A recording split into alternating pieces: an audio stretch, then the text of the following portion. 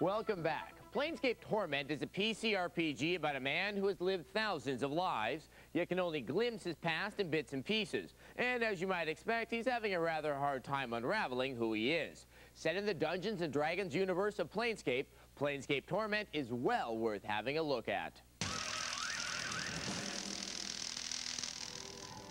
Planescape Torment from Black Isle Studios is a traditional role-playing game with an uncommonly detailed story and first-rate graphics and sound. The game is set in the complex and interesting Advanced Dungeons & Dragons universe of Planescape, a patchwork of wildly different dimensions surrounding a sprawling city that connects them all together. Torment uses the same graphics engine as Baldur's Gate. However, the game's top-down isometric perspective is much closer to the ground than Baldur's Gate, which means all the characters appear quite large on screen. Each character is carefully animated and cleverly designed. The game has a consistently cold look that can even be unsettling and uncomfortable at times, but the bleak environments work to motivate the protagonist's desire to escape from the claustrophobic confines of the city of Sigil. To allow for Torment's bigger characters, most of the game's interface is invisible until you right-click to bring up the circular pop-up window that lets you use items and cast spells, among other actions. Torment is a long and involving game with an original plot, well-written dialogue, and likable characters. It's fortunate that the game's dialogue reads well because there's a lot of it. And although the graphics are evocative and often beautiful, the game's most vivid events are actually written out rather than shown on screen. Planescape Torment is clearly the best traditional computer game to come out of 1999 and is bound to become an all-time favorite for many gamers. Greg Kasavan of Gamespot.com gives Planescape Torment a rating of 9 out of 10.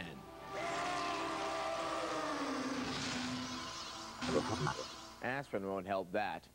But there are some other games that by title alone I am tempted to dismiss. A game called Urban Chaos either makes me think of a late Charles Bronson movie or My Apartment. But as I learned, you can't judge a game by its name alone. Urban Chaos is an attempt to meld the side-scrolling arcade beat-em-ups such as Double Dragon and Final Fight with a modern third-person action game. It involves a trek across a metropolitan dystopia, baseball bats and life bars, and the experiment works. The game takes place in Union City, where a gang of thugs called the Wildcats are running rampant through the streets. Of course, you find yourself in the dramatic position of being rookie cop Darcy Stern, who must uncover the Wildcats' devious plot and take them down. This takes the form of a series of assignments to be performed at various locations in Union City. None of the objectives are time-sensitive, allowing you the opportunity to explore the sections of Union City and discover skill-building bonuses. As you can imagine, most missions involve a lot of hand-to-hand combat. The developers have designed an excellent system for fighting multiple opponents in 3D. Combat is initiated when moving within range of an enemy, and a life bar appears and you are locked in until someone is subdued. As you can imagine, a gamepad is necessary to control all your moves effectively. The graphics in the game are incredible. The textures, architecture, smoke, and lighting effects do an admirable job of making you feel as if you're heroically wandering around your city. What's even more appealing in the end is that Urban Chaos is a third-person action game without switch flipping, box pushing, or key finding, making that reason enough to purchase it. That it's funny, gorgeous, and even tactical makes it a must for anyone that can enjoy mindless console system action. Eric Wolpaw of Gamespot.com gives it an 8.3 out of 10. Why can't I be a fireman? Kids, whiners can't be firemen. It's a fact. Look it up. This next preview is important in two ways. It's one of the bigger games to come out for the Dreamcast in way too long, and it's going to keep me from wasting my quarters at the arcade. It's Crazy Taxi. One of the types of games that Sega has been best known for in arcades are racing games. Outrun and Daytona USA are two examples of their fast, graphic-intensive racers. And now one of the latest arcade titles, Crazy Taxi, is about to hit the Dreamcast with a host of new additions over traditional racers. In Crazy Taxi, you are no longer restricted by a course or someone else's finish line.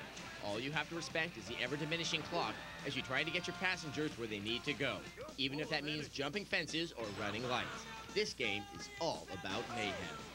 The mini passengers you pick up will offer varying amounts of dough, depending on how far they need to go.